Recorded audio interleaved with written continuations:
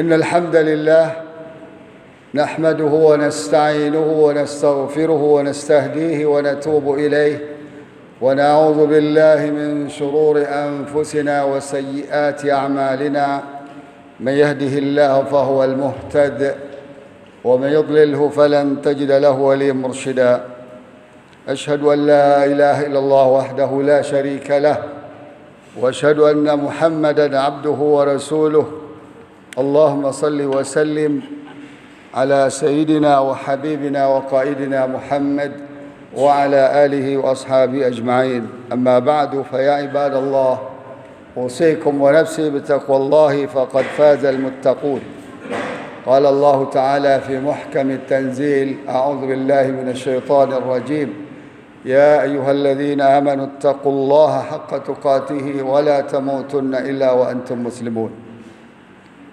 Ma'asyiral muslimin, jamaah salat Jumat yang dirahmati Allah, mari kita tingkatkan takwa kita kepada Allah dengan menjalankan semua perintah yang Allah jelaskan dalam Al-Quranul Karim dan perintah Rasulullah sallallahu alaihi wasallam yang beliau jelaskan dalam hadis atau sunnah beliau. Kemudian kita juga harus bisa meninggalkan semua larangan Allah yang ada dalam Al-Quranul Karim dan larangan Rasulullah sallallahu alaihi wasallam yang beliau jelaskan dalam hadis atau sunnah beliau. Dengan demikian insya-Allah kita bisa meraih derajat takwa yang sebenar-benar takwa. Salawat dan salam kita bacakan untuk Nabi kita Muhammad sallallahu alaihi wasallam. Khususnya di hari Jumat ini Rasulullah menganjurkan kita untuk memperbanyak salawat kepada beliau, karena bersalawat kepada beliau itu besar sekali manfaatnya dan pahalanya di sisi Allah Subhanahu wa taala. Dalam sebuah hadis Rasulullah menjelaskan siapa yang bersalawat kepada beliau 1 kali, Allah akan bersalawat kepadanya 10 kali. Kaum muslimin rahimakumullah, satu hal yang harus kita sadari dan fahami, bahwa kita ini manusia ini makhluk Allah, ciptaan Allah, tidak hadir ke muka bumi ini dengan sendirinya. Oleh karena itu Allah menceritakan panjang lebar tentang manusia sejak asal usulnya dari Nabi Adam alaihissalam di dalam Al-Quranul Karim, sampai bagaimana nasib mereka nanti setelah hari kiamat, setelah Allah ganti alam ini dengan alam lain bernama akhirat. Dan ini semua merupakan kehendak Allah yang tidak akan ada siapapun, makhluk apapun yang bisa untuk menghindarinya atau lari darinya. Keputusan-keputusan Allah, seperti Allah yang menciptakan kita dari tiada, dari mati, kemudian Allah hidupkan kita sekarang. Kemudian dalam kehidupan ini Allah akan berikan kesempatan kepada kita untuk memilih jalan hidup kita di akhirat nanti. Mau milih jalan neraka atau milih jalan surga. Memilih jalan surga artinya memilih jalan para nabi, para rasul Allah, orang-orang pilihan Allah Ta'ala, dimulai dari Nabi Nuh alaihissalam sampai kepada Nabi kita Muhammad sallallahu alaihi wasallam. Kalau kita pilih jalan selain para nabi itu, berarti kita akan memilih jalan ke neraka. Masalahnya, neraka itu ternyata tidak hanya neraka akhirat, ada neraka dunia juga. Sebagaimana surga itu tidak hanya Allah berikan di akhirat nanti, ada juga kenikmatan dunia yang Allah berikan kepada orang-orang yang mengikuti jalan para anbiya war rasul. Kalau sekarang khususnya Nabi kita Muhammad sallallahu alaihi wasallam. Oleh karena itu dalam Al-Quran diceritakan bangsa-bangsa, kaum-kaum yang Allah azab, yang Allah hancurkan, bahkan habis, tak tersisa ada. Seperti kaum Ad, kaum Samud, dan lain sebagainya. Kalau kaum Nabi Nuh Allah sisakan hanya yang beriman kepada beliau, yang dibawa dan diselamatkan oleh perahu yang beliau bangun atas perintah Allah Subhanahu wa taala. Karena azab Allah berikan pada mereka waktu itu banjir besar, gunung-gunung pun tenggelam, apalagi gedung. Nah, oleh karena itu kaum muslimin rahimakumullah, kita umat Islam alhamdulillah punya pegangan. Ya. Kapan umat itu eksis dan kapan umat itu akan Allah hancurkan. Tinggal kita baca dalam Al-Quran, tinggal kita baca dalam hadis-hadis Nabi SAW. Jadi jangan kita merasa tenang hidup bahwa Allah tidak akan memperhatikan kita, bahwa Allah tidak akan menghitung kita, Allah tidak akan menindak kita. Tidak. Dan ini sunnatullah berlaku sejak manusia diciptakan pertama kali sampai nanti manusia terakhir lahir sebelum hari kiamat. Oleh karena itu dalam kesempatan ini khatib ingin menyampaikan 11 tanda kehancuran suatu bangsa, suatu negeri. Diambil dari apa-apa yang Allah sampaikan dalam Al-Quran dan Rasulullah SAW sampaikan dalam hadis-hadis beliau. Tentu banyak, lebih dari 11. Tapi paling tidak ini 11 yang bisa kita lihat dengan kasat mata, yang bisa kita rasakan dan bisa kita pahami dengan baik. Pertama adalah ketika penguasa atau pemerintah hidup semena-mena, menindas rakyat dan memecah belah mereka. Jadi silakan lakukan. Kalau Anda tidak percaya, mari kita buktikan bagaimana Allah memperlakukan Fir'aun dan apa perlakuan Fir'aun. Allah jelaskan dalam surat Az-Zukhruf ayat 54-55. Allah berfirman, "Fastakhaffa qaumahu fa'ata'uhu innahum kanu qauman fasiqin falamma asafuna intaqamna minhum fa'aghraqnahum ajma'in." Allah menjelaskan Firaun itu kerjaannya menindas rakyatnya, memecah belah rakyatnya, dan menjauhkan rakyatnya dari ajaran Nabi Musa atau ajaran nabi-nabi sebelumnya. Lalu mereka pun ikut mau taat kepada mereka, sehingga mereka menjadi bangsa-bangsa yang fasik, kaum yang fasik, kaum yang durhaka kepada Allah dan Rasulnya saat itu. Lalu Allah katakan ketika kami kesal, Allah kesal juga ya, seperti kita. Ketika kami kesal, kata Allah, kami balas dendam pada Fir'aun dan bala tentaranya. Makanya kami tenggelamkan mereka semuanya. Nah sekarang Fir'aun masih ada tuh bangkainya di Mesir sana. Saya pernah lihat. Ada namanya Ramses II yang ingin membunuh Nabi Musa alaihissalam. Allah tenggelamkan di Laut Merah dan Allah selamatkan bangkainya sampai hari ini.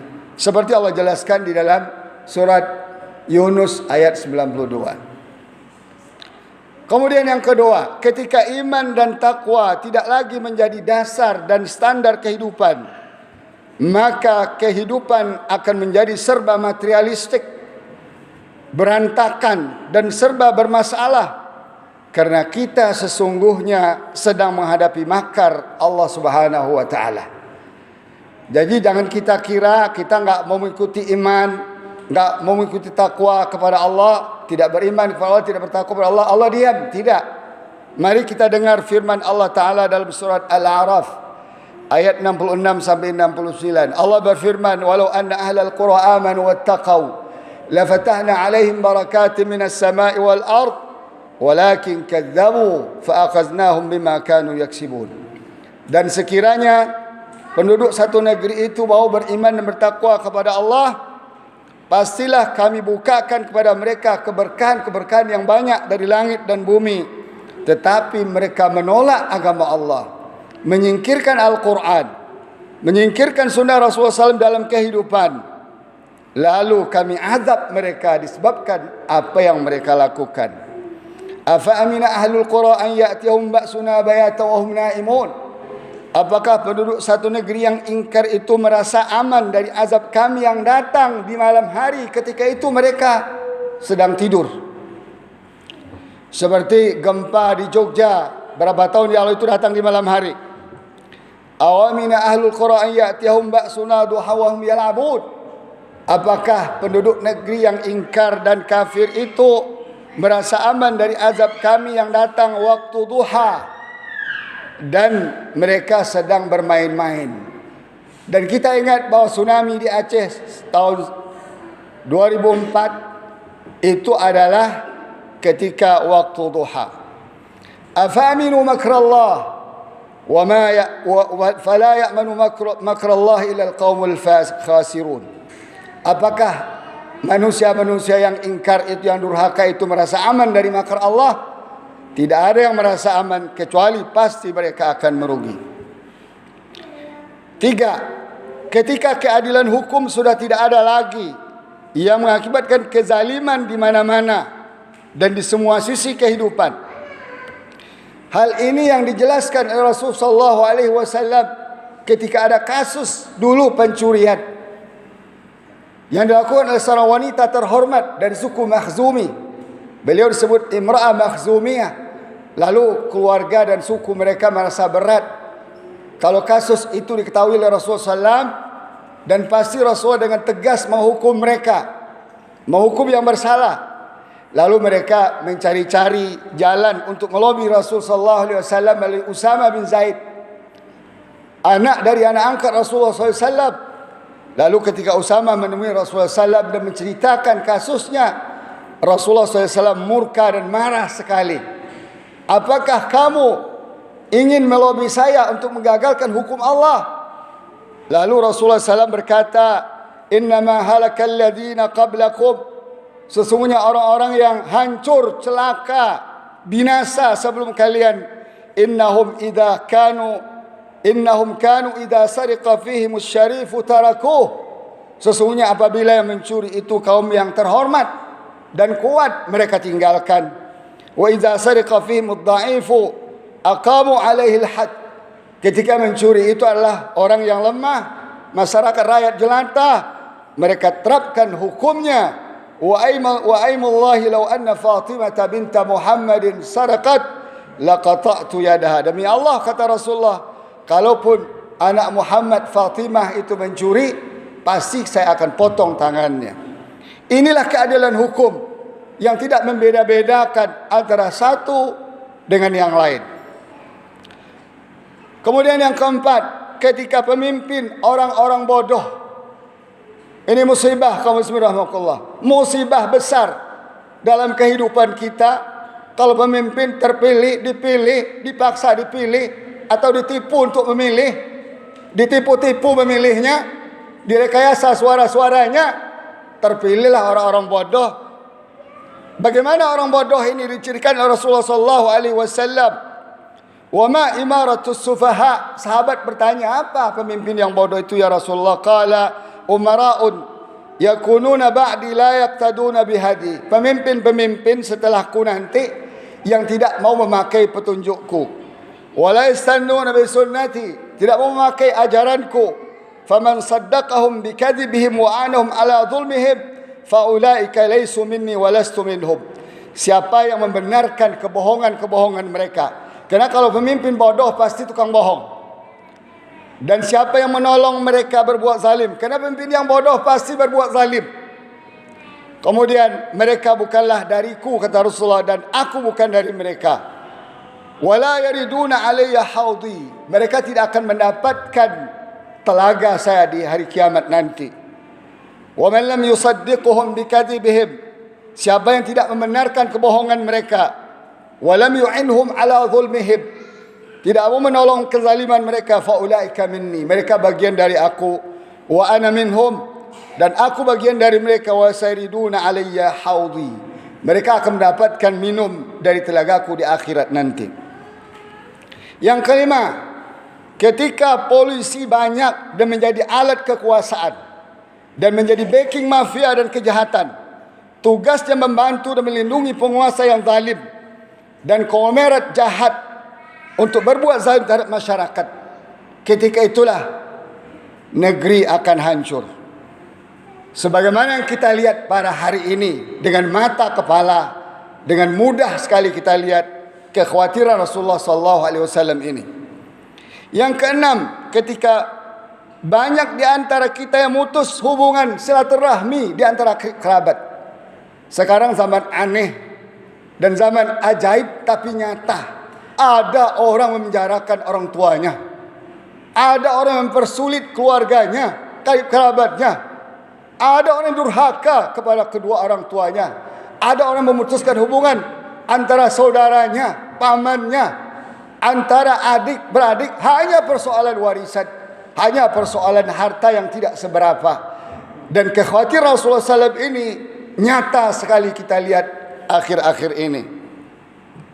Yang ketujuh, ketika hukum sudah diperjualbelikan, hukum tidak lagi menjadi sumber kebenaran dan tempat mencari keadilan, tetapi hukum adalah uang. Yang punya uang, dia akan menentukan mau seperti apa hukumnya dan prakteknya, sehingga terkenalah ada uang berkoper-koper, bertriliun-triliun untuk membuat hukum sesuai keinginan mereka, atau melencengkan penerapan hukum sesuai dengan keinginan mereka. Dan ini juga kita lihat terjadi dan bisa kita lihat dengan mata telanjang.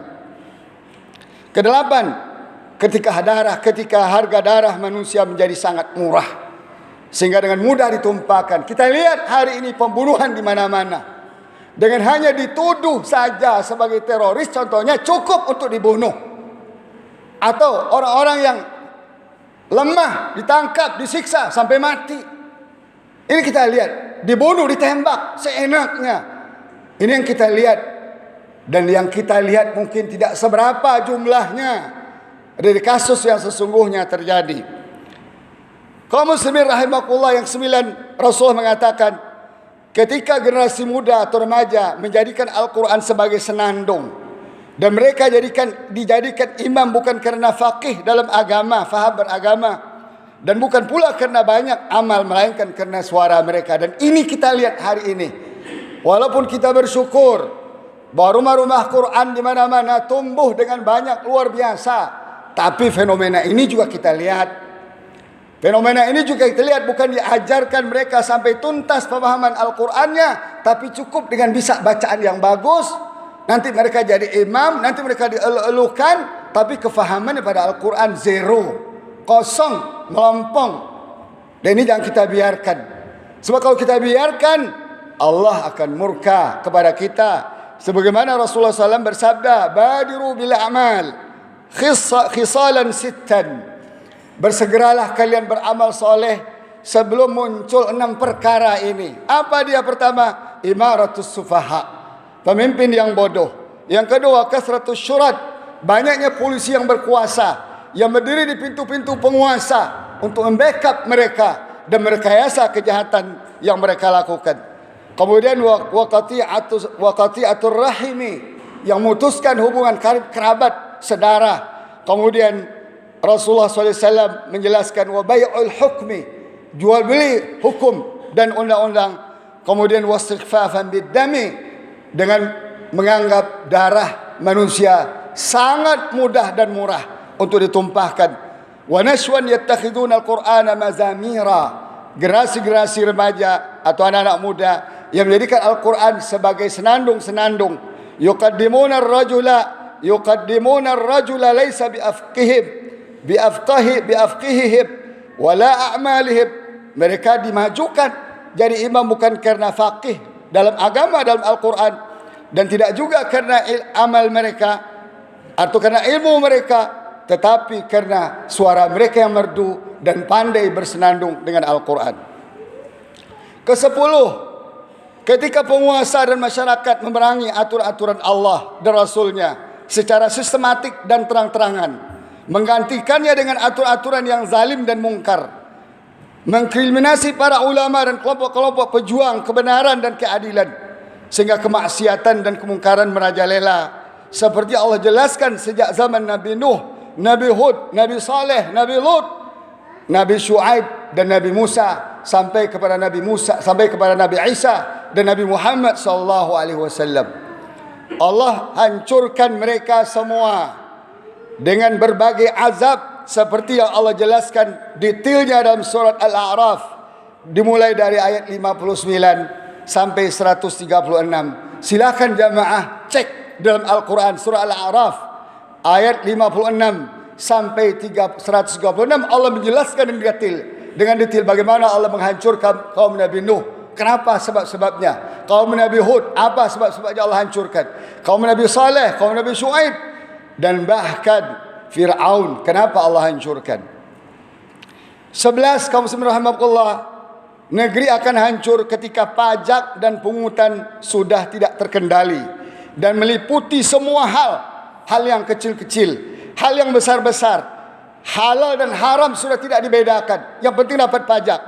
Kaya dan miskin dipajaki, dan bahkan yang kaya bisa bermain pajak, bisa bebas dari menunaikan pajak. Dan pajak sudah menjadi sebuah sistem yang zalim yang dipakai terus-menerus untuk menghisap darah umat manusia, darah masyarakat, sehingga membuat ekonomi compang-camping. Pajak inilah salah satu faktor membuat ekonomi hancur setelah riba.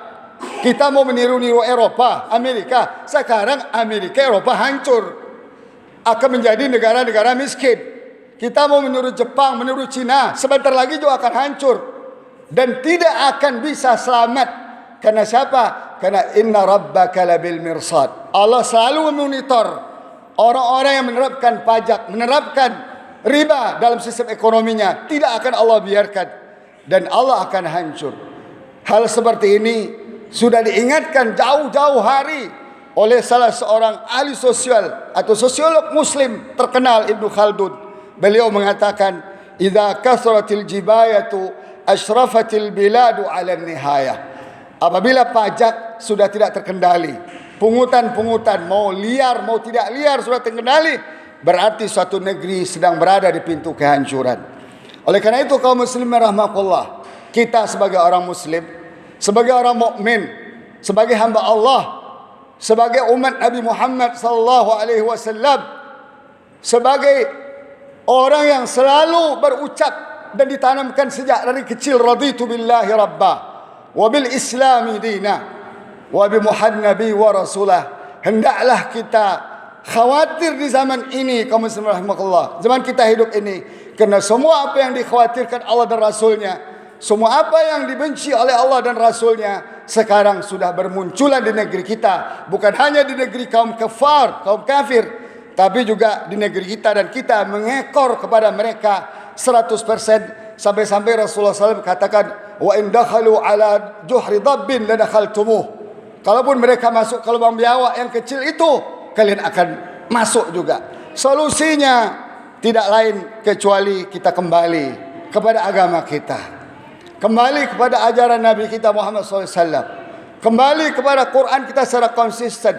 Quran ada di hadapan kita, hadis-hadis Nabi ada di hadapan kita, tinggal kita baca dan kita pahami dan kita amalkan.